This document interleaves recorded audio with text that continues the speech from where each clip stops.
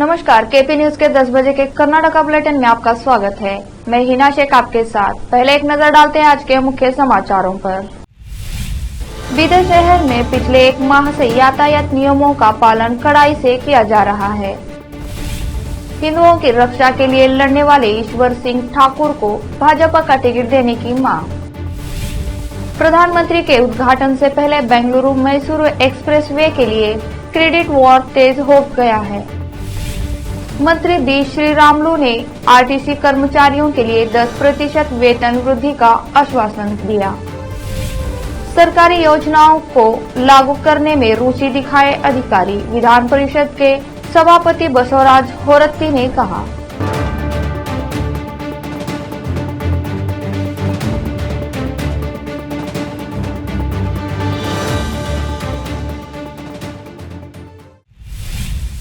समाचारों का सिलसिला शुरू करते हुए देखते हैं समाचार विस्तार से।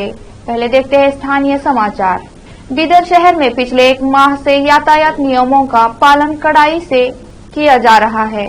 जहां नियमों का पालन करने में सख्ती बरती जा रही है, वहीं सड़कों पर traffic sign board, divider, U turn सहित अन्य चिन्ह लगाए गए हैं, जिससे यातायात सुगम रूप से संचार में रहे।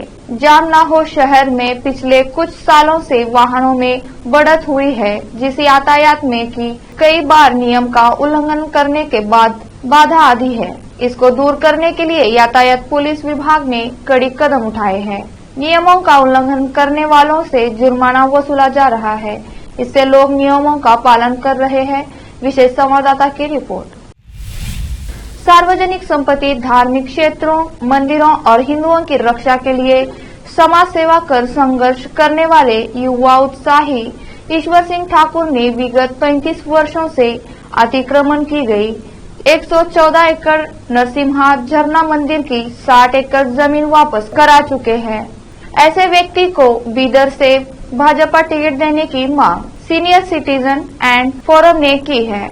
आज सीनियर सिटीजन प्रोग्रेसिव फोरम द्वारा आयोजित प्रेस मीट में प्रमुख सेवानिवृत्त प्रचुमपाल बसवराज चिकले ने बात कर कहा कि ईश्वर सिंह ठाकुर को बीदर उत्तर से भाजपा टिकट देना चाहिए। कैमरामैन कृष्णा का कवरेज। ಚುನಾವಣೆ ಕಾವು ಹೇಳ್ತಾ ಬಂದಿದೆ।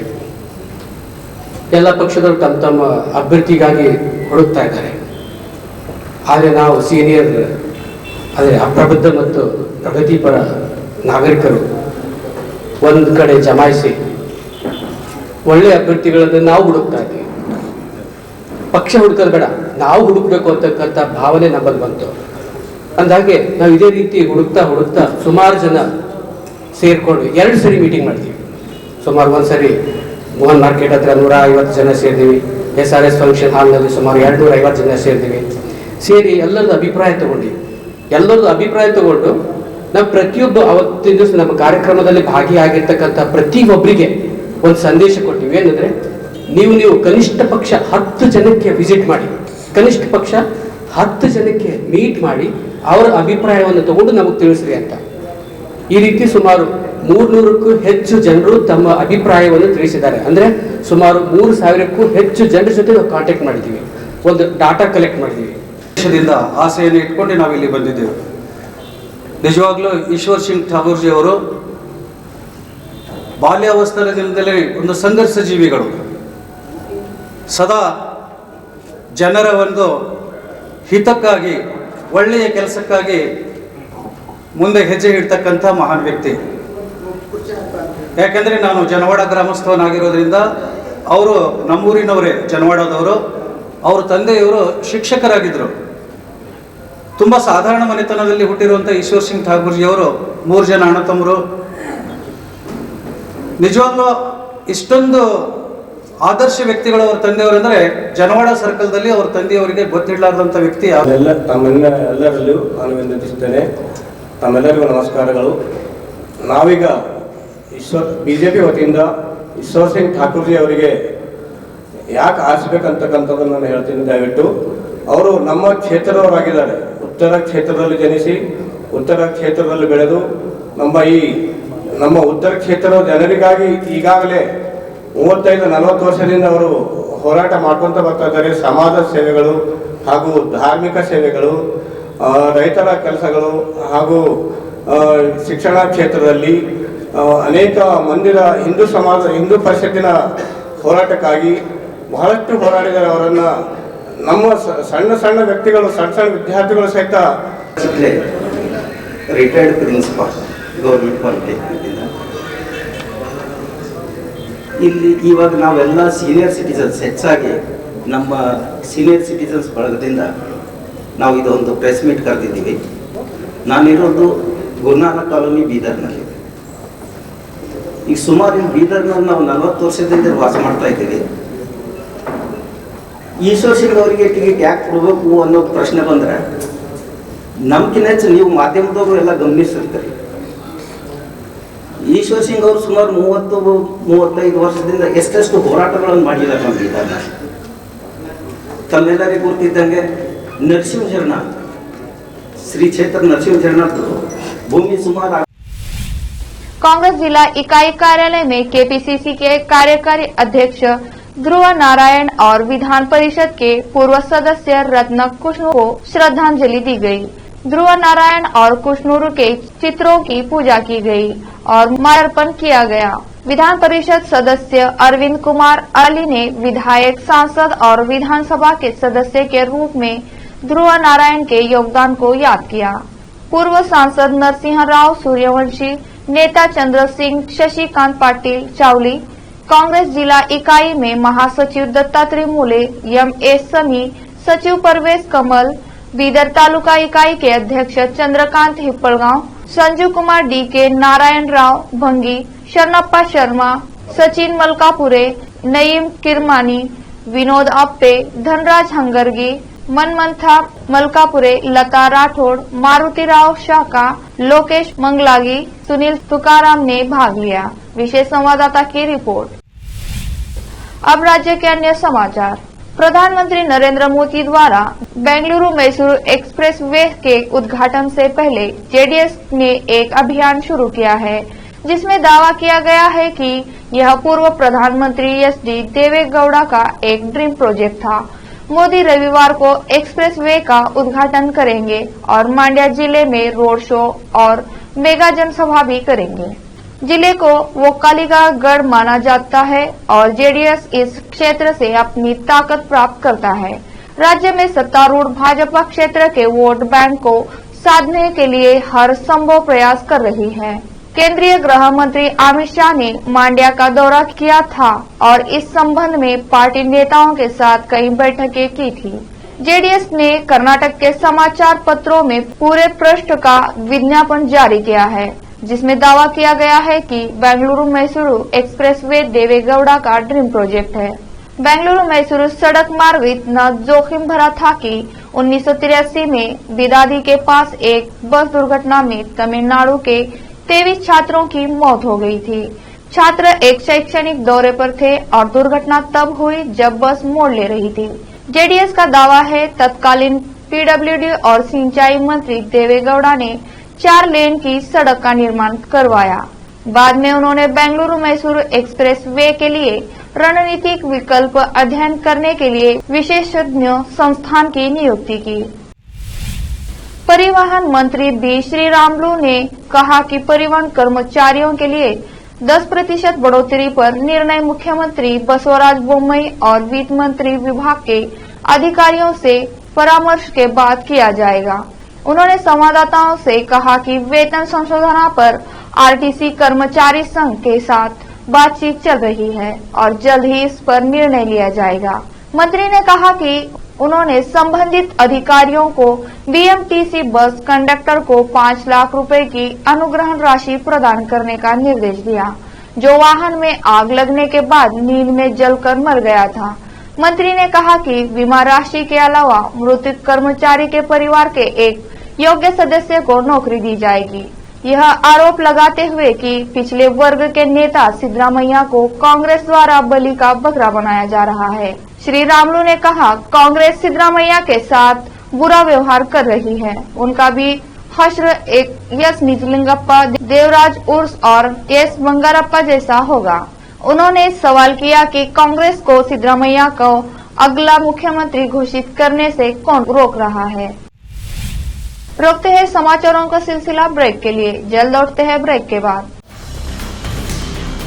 हिंदुस्तान के हर कोने में हम हैं मौजूद। 24 घंटे हालात पर गहरी नजर, खबरों से जुड़े चुपते सवालात और आपको दिखाता है धार्मिक, सामाजिक, राजनीतिक, लोकल और इंटरनेशनल न्यूज की सबसे बेहतर कवरेज, जो आपको रखती है हर पल बाखबर। देश और दुनिया भर की खबर के लिए देखते रहें KP news 24/7। Noor education trust Bidar की ओर से चलाए जाने वाला Noor MEd college Bidar, recognized by NCTE Delhi and affiliated to Gulbarga University, Gulbarga. Admission are open for the academic year 2021-22. विशेषज्ञ और सक्षम शिक्षकों द्वारा शिक्षा प्राप्त करने के लिए नूर एमएड कॉलेज में दाखिला लें और शांत वातावरण में शिक्षा प्राप्त करें। बीदर शहर में बेहतर शिक्षा का एकमात्र केंद्र Noor MEd college, Shahpur gate, Bidar. Phone numbers 9945283920, 8482221297। Break के बाद आपका स्वागत है। विधान परिषद के सभापति बसवराज फोरत्ती ने कहा है कि सरकार द्वारा लगाई गई कल्याणकारी योजनाओं को लागू करने में अधिकारियों को रुचि दिखानी चाहिए। नवा कर्नाटक समिति के समापन समारोह में बोलते हुए फोरत्ती ने कहा कि परियोजनाओं और योजनाओं को लागू करने में कई चुनौतियां थी, लेकिन अगर सभी समाज में बदलाव लाने के लिए प्रतिबद्धता प्रदर्शित करते हैं तो उन्हें दूर करना भी संभव है। उन्होंने कहा अधिकारी अपने क्षेत्र के विकास में भी दिलचस्पी नहीं ले रहे हैं, ईमानदार काम करने वाले लोगों की जरूरत है। उन्होंने कहा इन दिनों बहुत राजनीतिकीकरण हो गया है और यहाँ तक कि एक मंत्री भी राजनीति के कारण एक अधिकारी के खिलाफ कार्रवाई नहीं कर सकता है। इसलिए अधिकारियों को स्वेच्छा से ईमानदारी से काम करने में रुचि दिखानी चाहिए। चामराजनगर निर्वाचन क्षेत्र के पूर्व सांसद और कर्नाटक प्रदेश कांग्रेस कमेटी केपीसीसी के कार्यकारी अध्यक्ष और ध्रुव नारायण का शनिवार को निधन हो गया। उन्हें मैसूर में अपने आवास पर उन्हें दिल का दौरा पड़ा। 61 वर्षीय ध्रुव नारायण एक स्नातक जो 2 बार से सांसद और 2 बार विधायक रह चुके थे। संते मारहल्ली और कोल्लेगल विधानसभा क्षेत्रों से जीते थे। आगामी विधानसभा चुनावों की तैयारी में व्यस्त थे और नंजनगुड़ निर्वाचन क्षेत्र से टिकट की उम्मीद कर रहे थे। ध्रुव नारायण कृषि विश्वविद्यालय में सिंडिकेट सदस्य थे। उन्होंने 2004 में संतेमारहल्ली निर्वाचन क्षेत्र से सिर्फ 1 वोट के अंदर से जीतकर इतिहास रचते हुए राजनीति में कदम रखा और अगले विधानसभा चुनाव के कोलेगल निर्वाचन क्षेत्र से भी जीत हासिल की। पूर्व मंत्री रमेश जारकिहोली ने भाजपा को चेतावनी देकर एक और विवाद खड़ा कर दिया कि अगर विधायक महेश कुमथल्ली को अथनी से टिकट नहीं दिया गया तो वह गोकाक निर्वाचन क्षेत्र से चुनाव नहीं लड़ेंगे। जो मेरा दोस्त है तभी मैं गोकाक से चुनाव लड़ूंगा। उन्होंने विजय संकल्प यात्रा में भाग लेने से पहले शुरुआत की और कुमथल्ली के साथ अपने घनिष्ठ संबंध को प्रदर्शित किया। ये पूछे जाने पर कि क्या वह इस बात से नाराज है कि पार्टी ने उन्हें फिर से मंत्रिमंडल में शामिल नहीं किया, उन्होंने कहा मैंने मंत्री रहते हुए कांग्रेस छोड़ दी थी। उन्होंने समझाया मैं किसी मंत्रालय के लिए नहीं बल्कि उसकी विचारधारा के साथ भाजपा में शामिल हुआ था।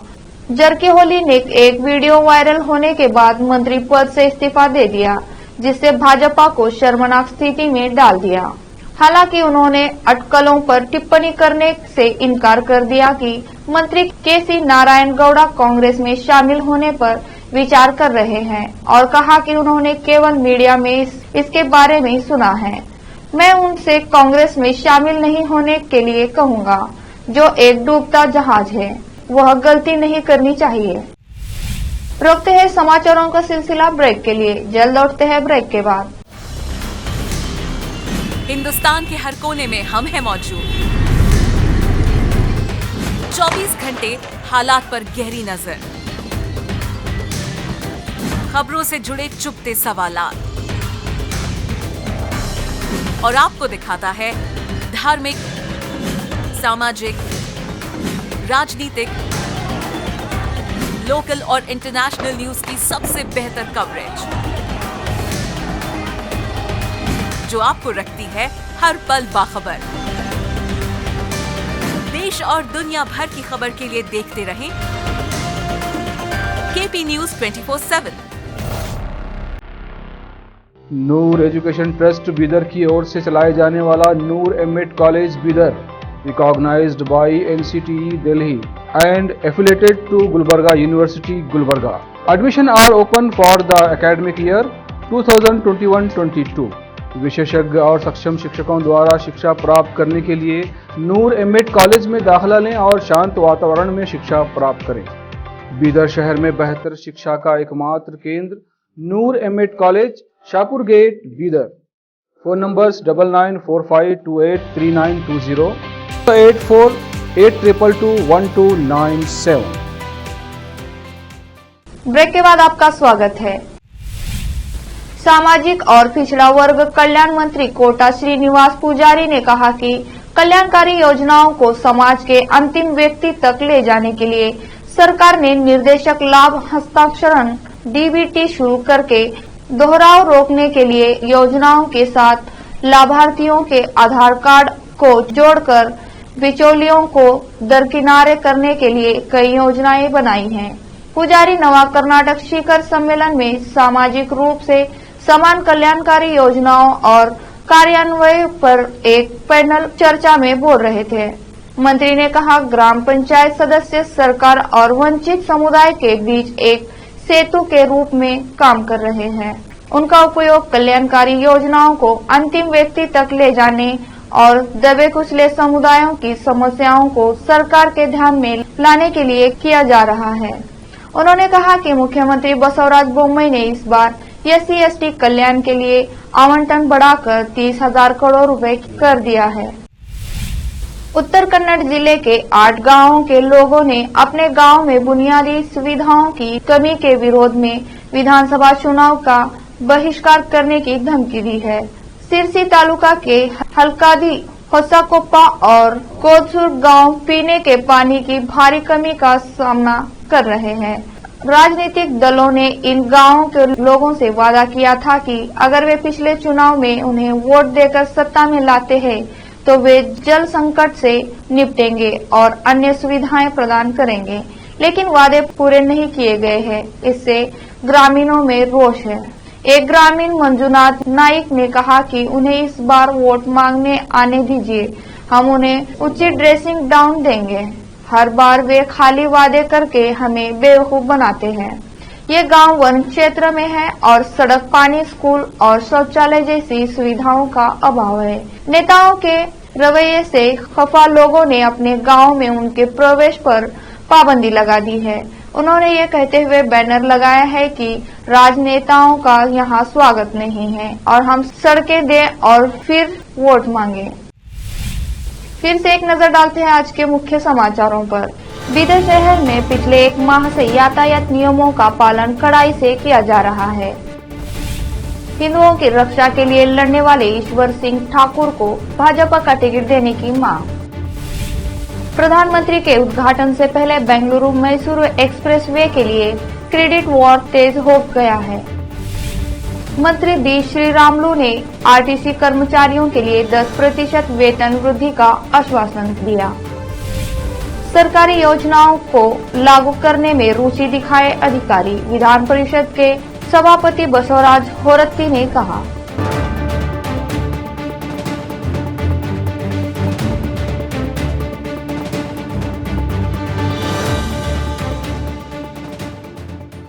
केपी न्यूज के कर्नाटका के बुलेटिन में आज इतना ही। अन्य समाचारों के लिए जुड़े रहे हमारे चैनल से। धन्यवाद।